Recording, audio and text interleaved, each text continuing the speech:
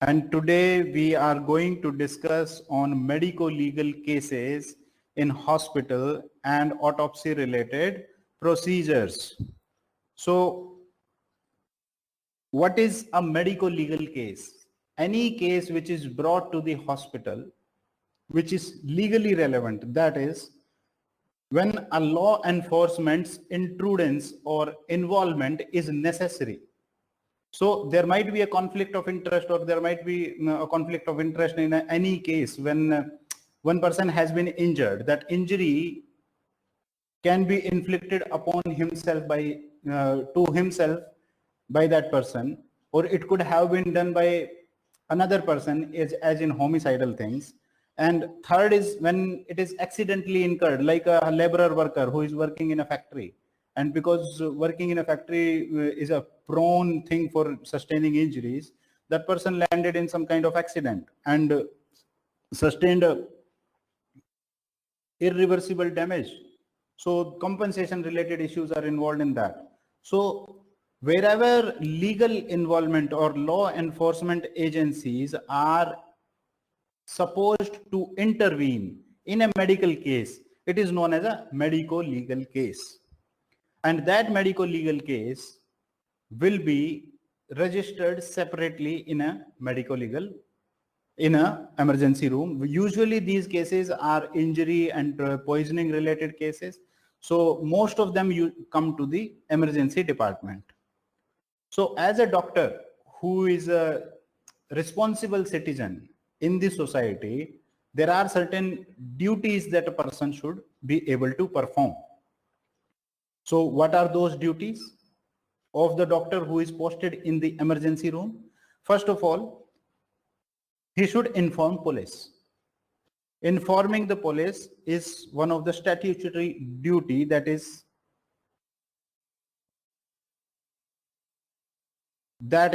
mentioned in section 39 of CRPC. That is, any person who comes to know of a crime that has happened or a offense that has happened is legally bound to inform the police for that particular occurrence.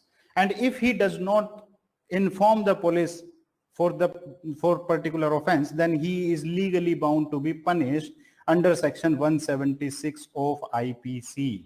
Remember, this is not 176 of CRPC, which is pertaining to section 176. CRPC pertains to, this is a question to you people. Type your response in the chat box. What is 176 CRPC?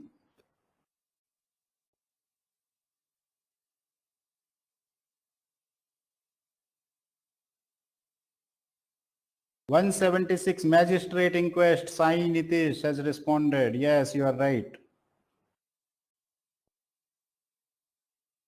There are other people also typing. Okay, 176 CRPC is different. That is a magistrate inquest. We should not get confused with it. When we are talking about 176 IPC, IPC pertains to definition of offenses and their punishments. So one should be very well aware that this is 176 IPC, meaning if you do not inform the police of occurrence of a crime, then you are legally bound to be punished. We don't have to go into the details of how much is the punishment and everything, but at least you should know this is a legal responsibility upon the doctor to inform the police at the time of first contact.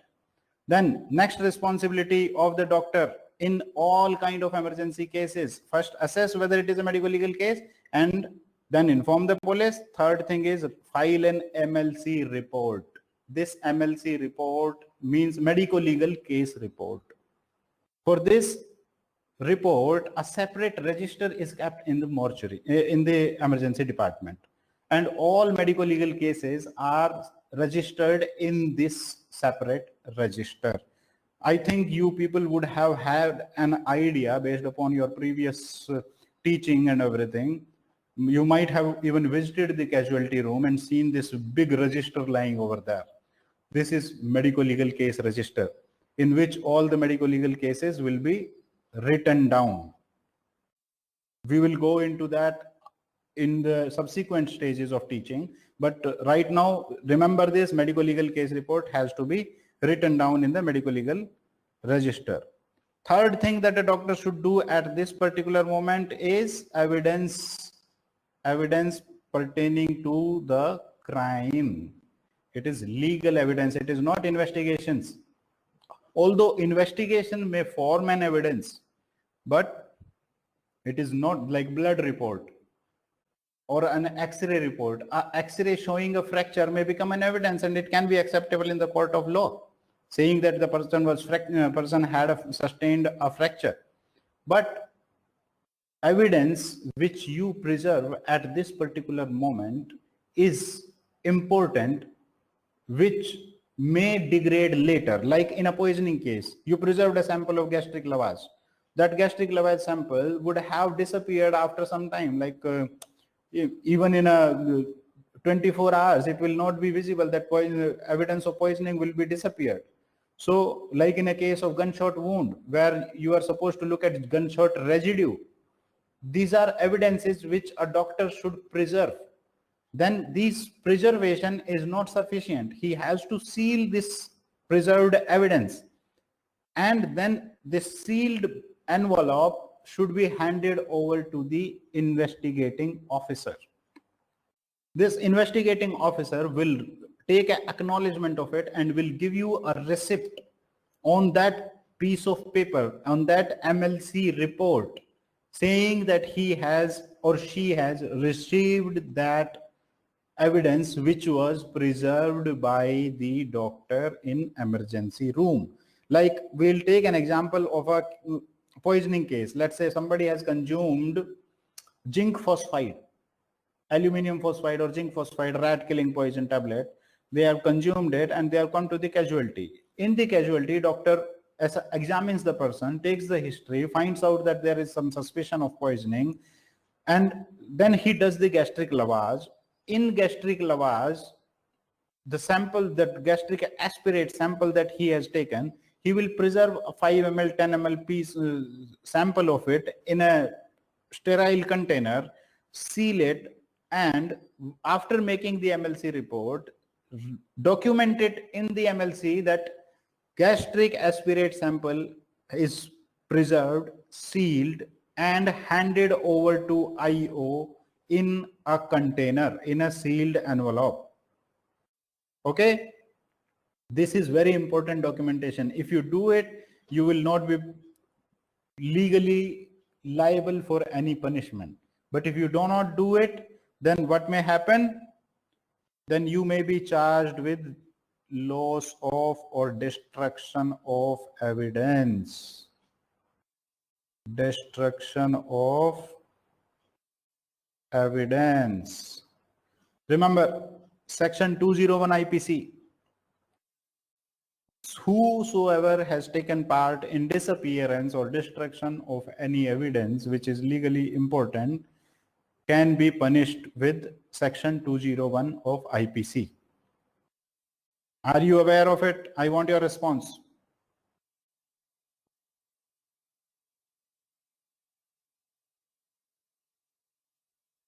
Yes. How many people are aware of it? Yes, Namita.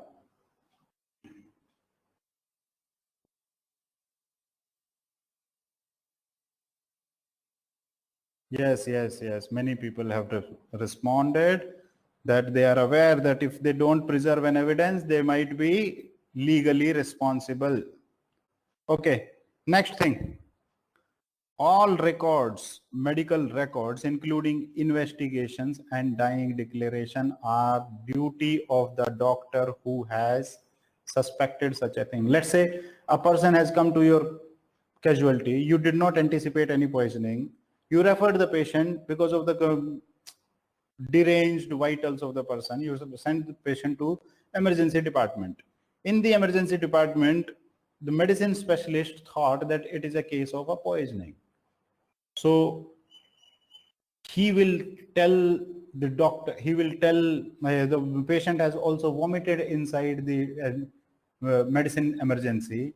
So it is responsibility of doctor who is sitting in the emergency medicine emergency, to inform the casualty doctor also that such a such case is of a poisoning case, file an MLC, inform the police, and I am sending you this vomiting sample also along with the patient, or maybe patient is needs to be not be transferred at that particular moment. I am sending you this sample. This sample should be handed over to the IO. So MLC will be filed. Whosoever anticipates it, they should also preserve the evidence. During the treatment of a child, you find that a child is of a sexual abuse and there is some anal intercourse you are suspecting. You have to preserve a rectal swab. It is your responsibility. Whosoever has anticipated or thought of a legal involvement or a legal case to be made out in a case, in a scenario, they should always go by doing their complete work. And with that, it includes recording of such thing and also preserving the evidence. During treatment, if you find that a forensic involvement, forensic referral, I mean to say, a forensic person's opinion you need, you can always ask a forensic opinion through your interdepartmental referrals. Okay? You can seek help of a forensic expert in a medical legal case whenever it is intended, opinion can be taken. Finally, after the treatment of the person, when patient is either discharged or patient dies. When the patient is discharged, all the things, documents and everything will be going into the MRD section. Like that is, MRD means what? I want you to respond. MRD.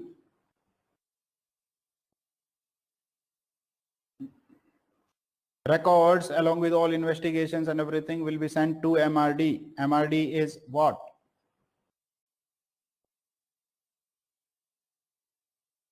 Yes.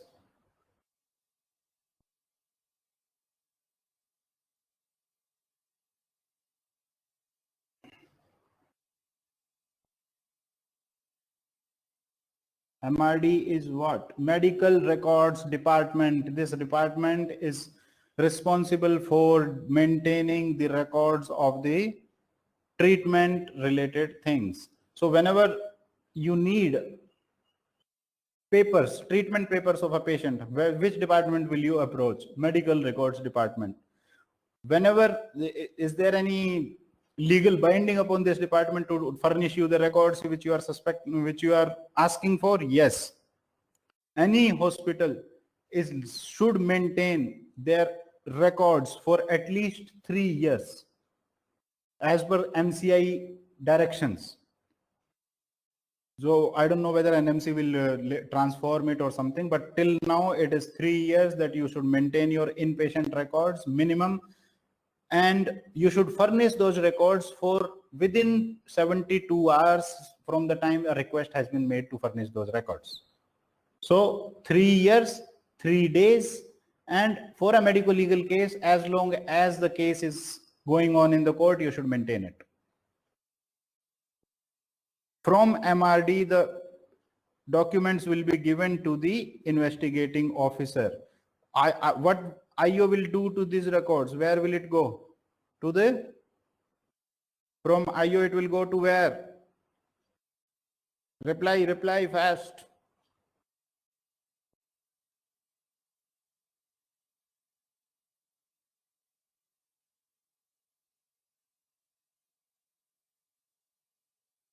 IO, what will, yes, court. This is the evidence that police has got while framing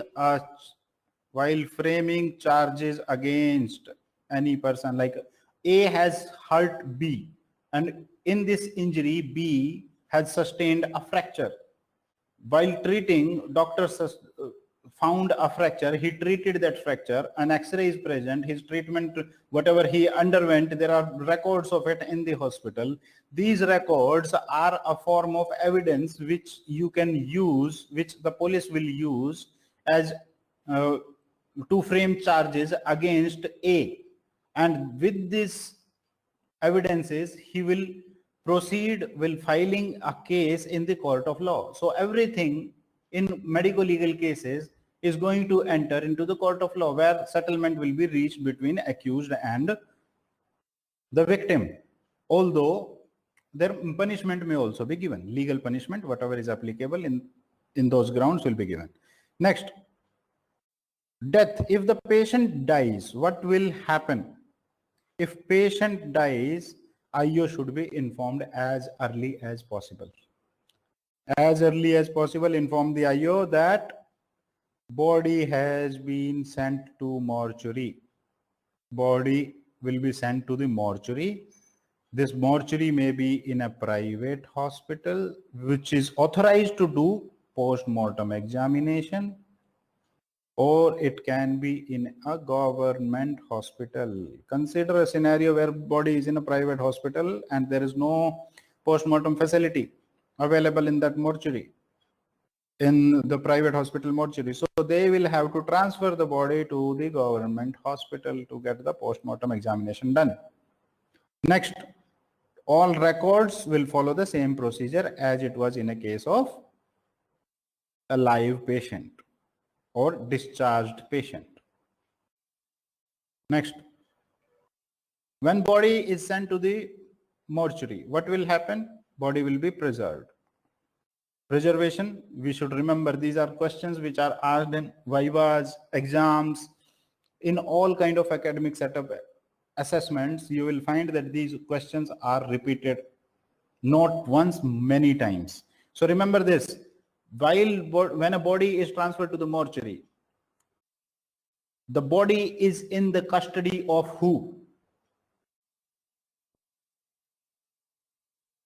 Body is in the custody of investigating officer. Investigating officer will make a request to mortuary in charge. Mortuary in charge for preservation of body.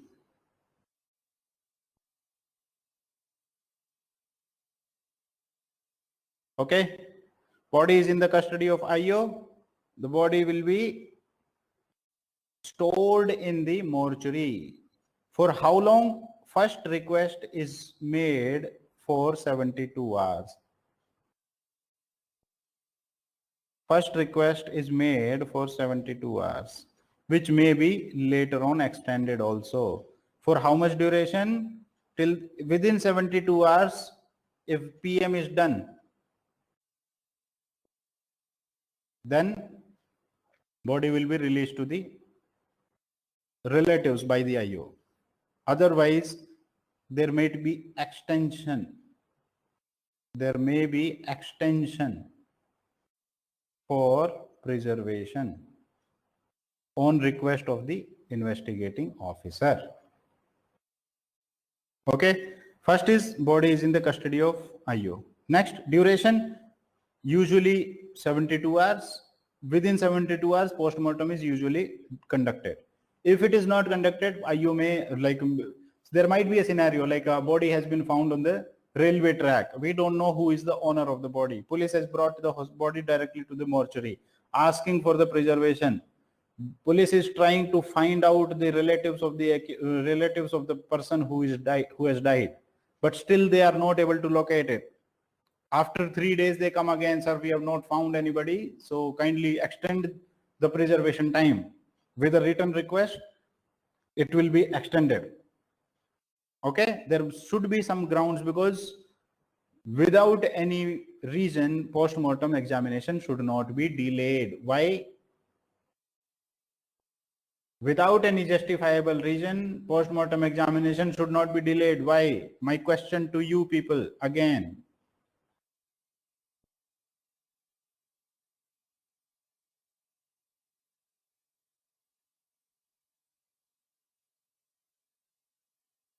Yes, I'm waiting for your response. Body decomposed, it is preserved, but still there are chances that you may lose some findings. Not just, yeah, evidence might be lost due to decomposition. Yes. There are evidences which are short-term lived, like, while estimating time since death, you need witness, it might be autolyzed. Evidences are lost, changes, post-mortem changes, post-mortem drying, excessive freezing will produce artifacts in the body, and this itself is a ground. What is the reason? The whole purpose of conducting a post-mortem is to see the changes, post-mortem changes, and find out the cause of death, manner of death, and time since death, and to identify these all changes will become artifact. So it's better to get the post-mortem done as soon as possible. Okay, so custody is in the custody of IO. It is in the for the duration as long as the IO asks for. What temperature is the body stored at? 5 degrees Celsius. Remember this important point. And embalming. What about embalming? If somebody asks you that body has to be transported,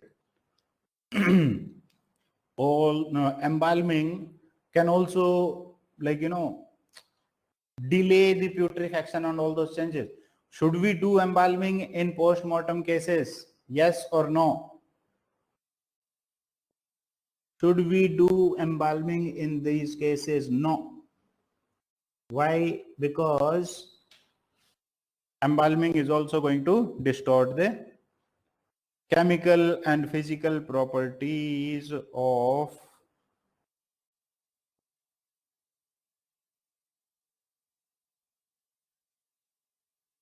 all substances, including bodily. These can be chemicals, like, formalin may react with this poisonous substance that is present in the body, and it may lead to some other kind of product. So that may not be detectable. And also it will cause some drying and hardening of the skin. From organ to chemicals, so everything may lose its originalness or originality.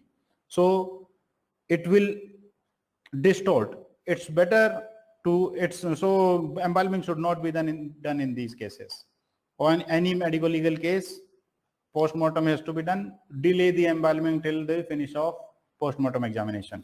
Now, how should we start with autopsy in medical legal cases? Autopsy. Which legal section pertains to conduction of post-mortem examination? Yes. Which legal section pertains to post-mortem examination?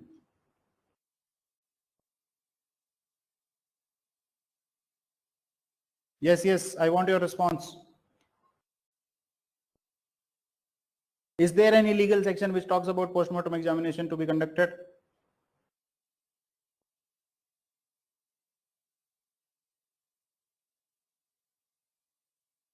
I want your response. Do respond fast.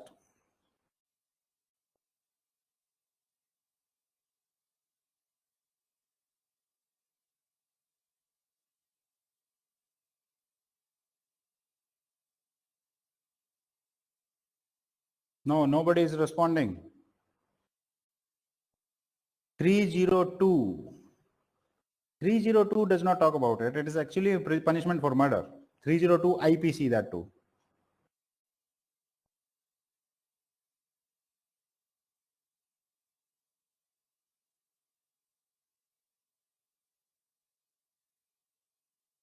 Anybody else?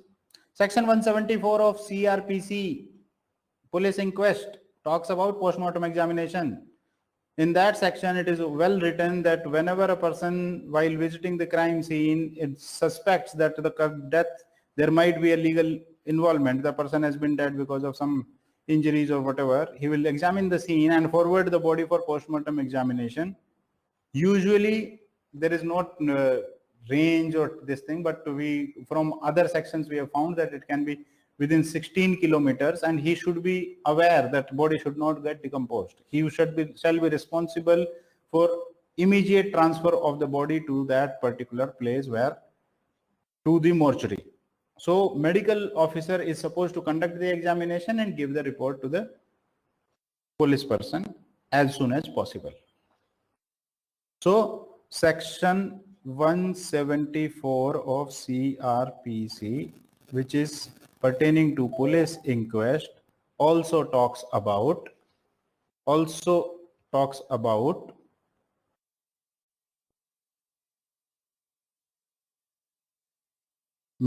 post-mortem examination. Next, what are the things that are necessary for a doctor to conduct a post-mortem examination?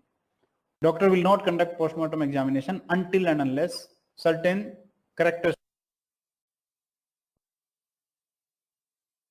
Okay.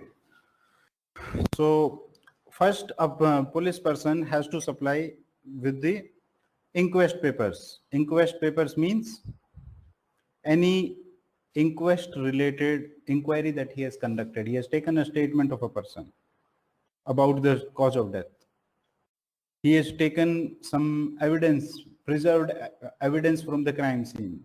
He has to supply a request form to conduct the post-mortem examination. Request form to conduct the post-mortem examination. Then there is one form known as 2535B or C form. B is for unnatural death. There is this documentation of death has to be recorded in certain kind of forms. This is known as 2535 forms.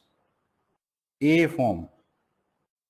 It comes in three forms. One, A form is for natural death. B form is for unnatural death. And C form is for poisoning related cases. So remember this, whenever a police person brings the examination of a dead body, you should always ask for 2535B form. There might be state-wise differences. This is as per Delhi, I am telling you. Okay, some differences might be there. So you should, while practicing, you should ask your seniors at that particular place which all forms are needed at their place. So inquest papers include treatment related records. If the patient has undergone some treatment in a hospital, then all treatment papers should also be in that. Must include death summary. Must include death summary. A doctor should also certify that these are the things that he has witnessed during the course of this person's treatment. Statements. Medico-legal case report. So these all documents, 2535B form, request form, these all are known as inquest papers. Remember that, inquest papers. Next lies the responsibility of identifying. Who is responsible for identifying the dead body? Police. Police should identify the dead body. They can do it with the help of relatives also. If the body is unidentified, they are the one who have seen the body on crime scene. Seen the body at crime scene. So police is supposed to identify. The primary responsibility of identifying the body lies with the police. And they should, although autopsy surgeon should also be present at that particular moment when the body is being identified, but responsibility lies with the police. Then next procedure is autopsy. Complete autopsy should be done. Remember this, if somebody asks you where forensic autopsy or a medico-legal autopsy is being questioned, like can it be done partially? No, there is no option of conducting a partial autopsy. The autopsy has to be complete whenever it is done for medico-legal purposes. I will tell you later on, like how many of you are aware about the existence of partial autopsy? Raise your hands. Is there any poll that can be started? Start a poll.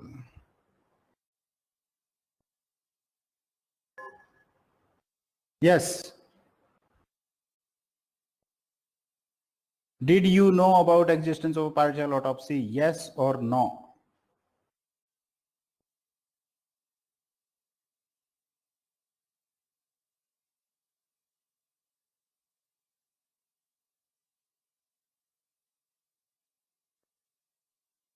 Partial autopsy, does it exist or not?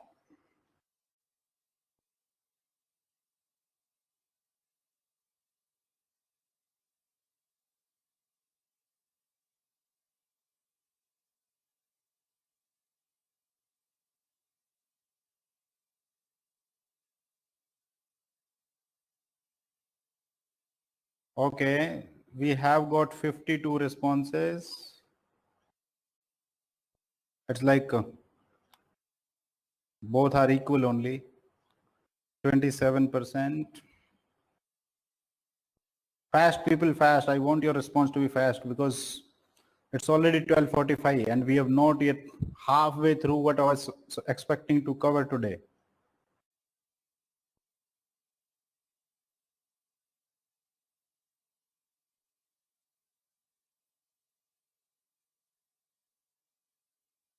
Okay, 74 responses. I'm publishing the results. Okay. So 33% people have said not existence of partial autopsy. Remember this, pathologically we can go for partial autopsy. There are some, special conditions, like a special condition of a heart when a person has died, and it is a rare condition where we need to go for autopsy examination to look for what is the cause of death. There might be some genetic abnormality which has led to some kind of ionotrophy or something, and that has led to the cause of death. So for research purposes, we can go for a partial autopsy where the family may not give consent for the whole examination of body. They may just give consent for partial examination, like you just take the heart out and examine it, that's all. So that is known as a partial autopsy. So after this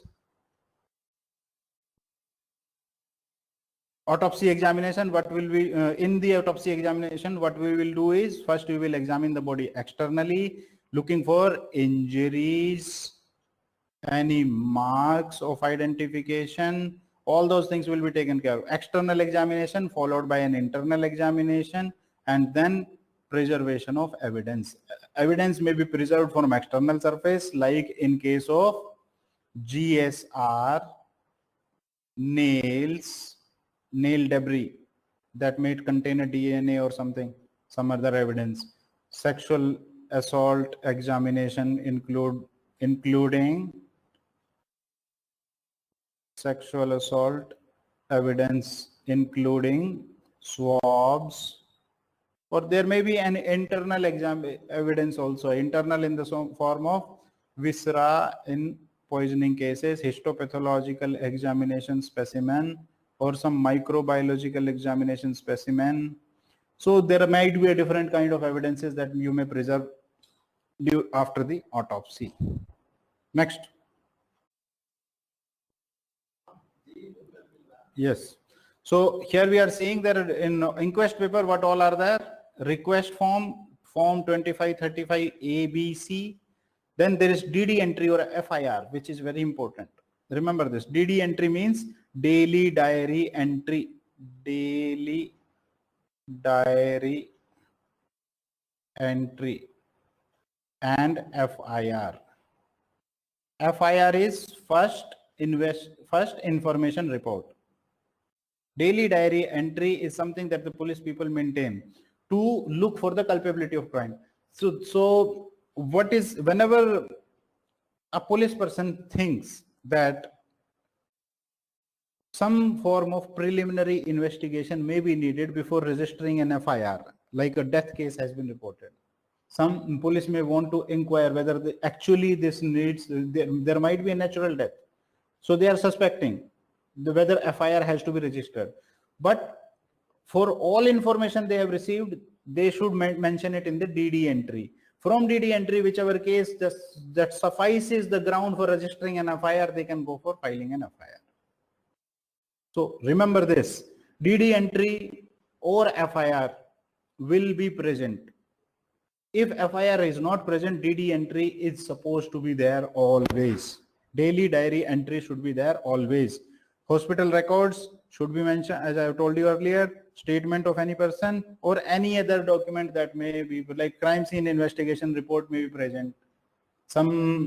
They have preserved some evidence from the crime scene, like a weapon was lying there and seizure memo of that evidence. Seizure memo. This is the word that is used by investigating officials or law enforcement to state whatever they have preserved. Seizing, seizure. Are you able to make out seizing or seizure? Seizure memo. Remember this, okay? These are the inquest papers. Next, autopsy in medico-legal cases, identification lies with the police. External examination is done for identification, PM changes, injuries, and to also look for any evidence of disease may be present on the body.